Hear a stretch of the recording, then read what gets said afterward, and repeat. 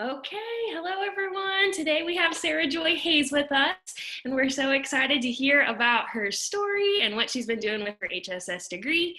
The first question that I do want to ask you, Sarah Joy, is what has your career path been like this far? I have done a little bit of everything, which is maybe good for a class of freshmen to hear or bad. I'm not sure. Um, right out of school, I actually worked full.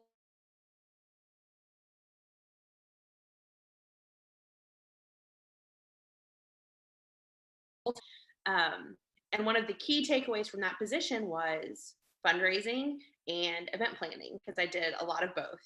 And when I came back after my 2-year internship, I sat with my mentor from LSU, Beverly Brooks Thompson, and I said, "What do I do, Bev? Like, what's next?" And she said, "You have a lot of skills that you didn't qualify as relevant because they weren't the main part of your job." And I think that's the biggest thing, especially with an HHS degree, is to like think about all the skills that you have and how they apply to the big picture, and not just one skill and how it creates or defines a career. So I've spent time doing fundraising, event planning. I went into more university work doing fundraising for Georgetown University. And then from there realized that my skill set is kind of cherry picked, right? So I have this event planning, I have this logistics planning, I have this fundraising stuff. And so I started doing consulting work, and a lot of nonprofits, especially, can hire the big picture, but they can't hire a dedicated events person or a dedicated fundraising person. And so I got really good at putting together strategies for smaller organizations that needed a little bit of guidance. So that's where I'd say, like, check your toolbox. What do you know how to do? And define a path for yourself. I ended up with a long career in nonprofit management, working at universities, and then for a nonprofit in DC that did advocacy work in the data responsibility space. And from there, was able to use kind of this skill set that I've built up to open a bakery. So I now own a bakery in Baton Rouge. But if I didn't have the background in budgeting from nonprofit management and event planning and logistics planning, it's one thing to be creative, but it's another thing to have kind of the structure to enforce it. So yeah, That's there we awesome. are. It's been all over the place. Thank you so much. And so you mentioned like just how your experience in all these different areas have prepared you. Did you find that there were any key classes that you took at LSU, especially with an HSS degree? You have more flexibility with your general electives and things like that. So were you strategic in any of those classes of kind of like, oh, I want to get that experience, or what did that Yes look like? and no. So my major was actually communication studies, and within communication studies, that goes a lot of different ways, right? Performance art, rhetoric, speech writing, and I really honed in on speech writing and interpersonal communications. Okay. I think, and you'll figure this out quickly throughout your time at LSU. It doesn't matter what you do if you can't communicate it well, you're sunk, and that's true in career as well. So I definitely would say interpersonal communication was a huge class. I don't even remember the number. It's been a few years. And then speech writing, either impromptu speech writing, which was a great class. I loved it. Even into the more advanced speech writing classes. And I took a couple of leadership classes my junior and senior year at LSU. And I think that's kind of a winning combo, right? Communicating well and learning how to communicate with a voice that is compassionate and creates a desire to follow or to collaborate, because leadership is far more than just being the loudest voice in the room. It's getting people to work together. Yeah, absolutely. I love that. So what are some important qualifications that you're looking for, like as you're potentially hiring some interns or even full-time employees? Do you specifically look at the resume and cover letter? Is that important to you? Or maybe there's, certain extracurriculars? Yeah, I would say, and this is coming from someone who hates to write cover letters. Like, guys, cover letters are not fun. They're hard. But Mhm. when I tell you, if you find a job that you really want and like really want it bad, writing a cover letter is going to be so easy. And that's going to show in how you write and what you write. I think it's one thing when you're just like graduating and applying for a bunch of jobs and have this cover letter and you just delete one line, insert the next line. But when you can write passionately about what you want to pursue, it resonates so deeply with an employer. Mhm. And the bakery specifically, I probably had 2 or 3 people who have found us and come in, introduced themselves, and told me why they want to work there. And all those people I've ended up hiring, and all those people have ended up being extremely successful with us, and then extremely successful in their next job as well. So I'd say, like, don't worry so much about the nuts and bolts of the cover letter or the resume, but be concerned about how you relay your desire to work for an organization or for a company. Mhm. Awesome. Are there any technology skills specifically that you look for? Do you feel like those are pretty teachable in your field? I feel like technology is interesting, right? Because even the folks, most of the kids, the students that work for me right now, we hire mostly college students. They all have a higher level and understanding of technology than I do in some regards. So I'd Okay. say that be flexible, be willing to adapt, especially if you're working for someone maybe 15 years older than you who doesn't know what all's at their disposal, but also be Mhm. willing to share what tools you use and identify that are helpful, right? Mhm. Um, Most of the technology we use are apps. It's apps to do purchasing and scheduling and kind of logistics oriented things. Mhm. Um, but I'd say most technology is teachable, especially if you just have a baseline use of, computer software skills. That's kind of where we fall. I think probably in previous roles when we were doing more, like when I was working in DC, we might be a little bit more mindful of what things you're proficient in as a starting point. But again, I think most of that is adaptable. Okay. Awesome. Thank you. What do you like most about your job and just the industry that you're in, the day to day? Like, what gets you so excited about the work that you do? I think, because I had kind of 2 distinct careers most recently, I'll touch on both. When working Okay. in the nonprofit management world, I think it was really interesting and helped me stay motivated every day to realize the changes that we were making, although they weren't visual or immediately felt. It was like we're working towards a greater good. We were working towards making the government more efficient with how they use their data. And that's a big picture thing. That doesn't change overnight. But when you know you're working towards this big thing, it's really exciting to go in and do the little work every day and educate people on it and kind of advocate and grow. And it makes the monotonous not as bad. And sometimes you have to remind yourself of the big picture when you're working on a really big project of that scale. But Right. when you could get to that, it made every day really rewarding. And then with the bakery, I mean, that's just pure happiness, right? I mean, people order birthday cakes. We're a part of your birthday. We're a part of your wedding. We're a part of your, like, I had a horrible day and I want a cookie. Like, tell me, how can we make it better? Or I had a great day. Now I get to have a cookie. So it's really sweet to be a part of community and like creating a strong interpersonal, and that goes back to those classes, right? Interpersonal communications and learning how to meet people where they are to make them feel at home and comfortable in a space that maybe they've never been in before, but you want them to walk out feeling like, I can't believe I'm not there every day, because it's just warm and inviting. And I think that, stark contrast from nonprofit management, there's a lot of immediate just warmth and excitement whenever you help a customer. Yeah, absolutely. In kind of these two roles between the nonprofit and then working in the bakery, did you find that the work culture varied? Is that dependent upon the team that you work for or just You the know, industry as a whole? I don't feel like that at all, actually, because Okay. in both positions, I was kind of the hiring manager.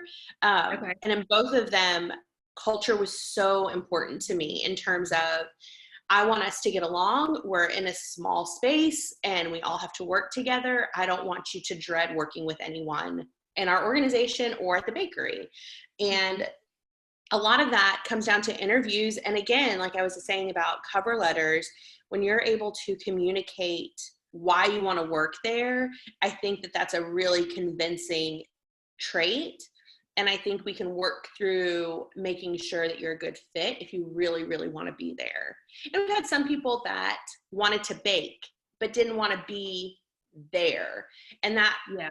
showed up after time, right? And I think that in some cases, those employees adapted and realized, oh, I really want to be here. And others of them moved on. And that's fine. Like, no job is meant to be the end all be all. Mm-hmm. But I'd say working towards building a culture of wanting to work together towards a thing is important no matter what the industry is. Mm-hmm. Absolutely. So, in today's climate, as we are dealing with the COVID-19 situation, how has this affected your job and your company? Do you feel like there's anything in particular that's been able to help you continue just in this uncertainty? What does that look like for you in your current job? Yeah, so it's really interesting. So food service is considered essential, so we are Mm-hmm. allowed to remain open. It's been a lesson in civic responsibility and really honing in with my staff. Like, I need all of y'all to be individually responsible so that we can be responsible as a group. And Mm-hmm. again, I think because our culture is so strong and that we all want to be working together, we all feel very strongly about being able to serve our customers. I think that allows for the conviction of I have to do my part and be responsible in social distancing and isolating myself so that I can continue in this work. So that was kind of the first big component. And then the second component is we can be open. So how do we serve, not just like stay alive and sell things, but how do we serve our community? Because we Mm-hmm. have a unique opportunity. And that meant shifting really quickly in what we offer, how we offer it, and what our services are. So we went from a walk-in bakery to curbside touchless service. We Okay. used to keep a really big menu so you could choose between a brownie or 5 different cookies or cake balls or desserts or whatever. And now we just offer like the 6 things that we know people want right now. And some of those things aren't normal offerings for us. So now we offer take and bake options. So you can bring home a tray of biscuits and bake them at home, or a tray of cinnamon rolls and bake them at home, or cookie dough and bake it at home.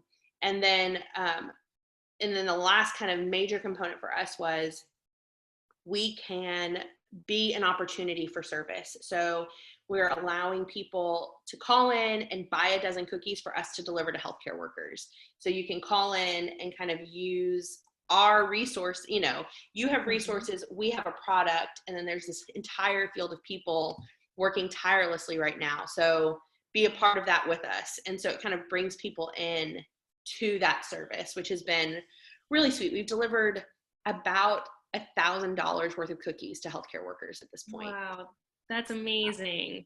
Yeah, That's so it's all about adapting. I mean, obviously it's scary. We do have a wholesale component to our business, so we sell some of our goods to other restaurants and coffee shops, and all of our wholesale partners have decided to temporarily close. So that's a little hard, and that's kind of business that we have to figure out how to recoup, or where do we bring down spending, that sort of thing. But it's being adaptable. And I think, and this is where I'm going to throw in another HHS class. Maybe it's not HHS. I took improv, which is a okay. theater class. So I guess that's probably MNDA, but you can still take it as an HHS student. Okay. Learning to say yes and. That's the big rule of improv. You never say no when you're on an improv stage. If you're acting out a skit, if you say no, that shuts down any opportunity to move to the next thing, to grow, to build a scene, to interact. And that, deep down from like sophomore year is ingrained in me still. You say yes and. So figure it out. Like, I always say yes, and it sometimes frustrates those around me, but we figure it out. And I think that with COVID-19, this is the biggest yes and opportunity we're going to have in terms of learning how to serve people and to be smart. We want people to have the things that will make home feel better, right? If you're stuck at home all the time, let's have cinnamon rolls. Why not? Yeah. And Right. figuring out kind of the yes and, like, how do we do that for our customers and for our community in a way that isn't just self-serving, but is also kind of opening up and giving back in a way. So it's, who knows, next week we might have a different answer for that question, but right now it's yes and. That's awesome. And so although, COVID-19 was completely unforeseen and something that we haven't dealt with before, do you feel like there's been anything in your personal or professional life that has prepared you for this current shift in the economy? Or do you attribute that to that adaptability, the flexibility mindset? Well, I think it's a lot of things. First of all, at the end of the day, if you think about it too much, you'll go crazy. But if you think about it just enough, you realize everyone is in this together. This isn't just affecting one industry, one person, one state. It's not a hurricane. It's not a flood. It's everybody everywhere. And that's a hard one, I think, to wrap your head around sometimes. But that gives me a good sense of grounding, and like, we all have to figure it out. So we will figure it out together. And I think that's where, at the bakery, a large part of our mindset and philosophy is being community. And I think we have to figure it out together. It's not going to, one person or one bakery is not going to rise above the fray in all of this. Like, we're all down and we all need to come back. And, obviously, like, there's a faith component there. I have a faith that grounds me in that too. And that it's all going to be okay. And we don't know what that means exactly, but I know that it is. So yeah, I'd say it's adaptability is huge, but recognizing that we all have to do it together and figure it out together. And it's not a time to hoard your ideas even. Like, people are hoarding toilet paper. That's crazy to me. But like, don't hoard your ideas. Don't hoard your strategic resources or your logic games, or all the things you do to get your mind working to find solutions. Don't hoard those assets either. And I think that's a big one, right? It's really easy to want to have the best idea and come out on top and be the one who figured it out. But like, it's not the time for that. It's a time to like resource and pool and not divide and go into your corner. Absolutely. I love that. All right. Well, we are down to the final question. So what would you say is your best advice for students who are just starting their college career? They may be unsure what that end goal looks like. So what would you advise them to do during their time at LSU, or even as they're exploring different careers? Okay. I loved LSU so much. I changed majors a lot. If you asked me my freshman year if I would be owning a bakery at 36, I would probably have laughed and go, what? Huh? I think that the biggest piece of advice I can give to you within, the context of make good choices is, don't be afraid to change your idea of what your future is going to look like. Don't be afraid to change or alter your career path. And always be on the lookout and always be thinking about what skills you have and how they can be applied across different industries, right? Like, my skill set was pretty defined and I was able to use it across a bunch of different industries. And I think that figure out what you're good at and what you enjoy, and don't be afraid to apply it different ways. Absolutely.